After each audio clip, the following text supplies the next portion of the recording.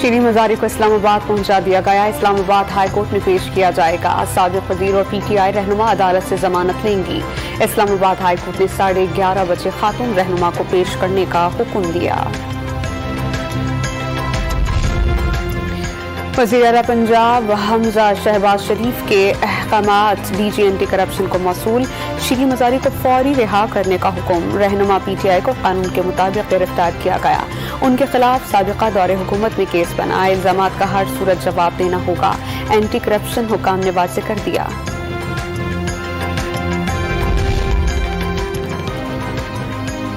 वज़ीर आज़म की ज़ेर सदारत बलोचिस्तान में सनोबर के जंगलात में लगी आग पर हंगामी इजलास। शहबाज शरीफ को तफसीली ब्रीफिंग। आग पर काफ़ी हद तक काबू पा लिया गया। वज़ीर आला बलोचिस्तान का ब्रीफिंग में दावा।